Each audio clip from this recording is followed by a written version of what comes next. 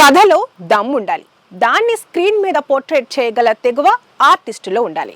అలాంటి వారిని నమ్మి వందల కోట్ల బడ్జెట్లు పెట్టినా పర్వాలేదనిపిస్తుంది. నిర్మాతలు ధైర్యం చేస్తారు, డిస్ట్రిబ్యూటర్లు బిజినెస్ చేయడానికి ముందుకొస్తారు. లేటెస్ట్ గా అలాంటి హీరోలు కొందరి గురించి టాక్ స్ప్రెడ్ అవుతుంది. అడివిశేష్ కెరీర్లో గూఢచారి సినిమాకున్న ప్లేస్ ఏంటో స్పెషల్ గా చెప్పనక్కర్లేదు. 2018లో జస్ట్ 6 కోట్లతో తెరకెక్కిన ఈ సినిమా 23.5 కోట్ల దాకా కలెక్ట్ చేసింది.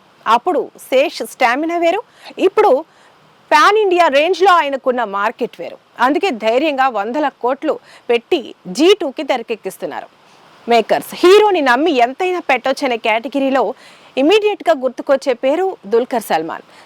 సినిమాకు తనదైన స్పెషాలిటీతో ముందుకు దూసుకుపోతున్నారు దుల్కర్ సల్మాన్. ఆయన నటించిన లక్కీ భాస్కర్ కోసం ఇష్టంగా వెయిట్ చేస్తున్నారు దుల్కర్ అభిమానులు. ఈ కేటగిరీలో ప్లేస్ సంపాదించుకున్న మరో తెలుగు హీరో నిఖిల్.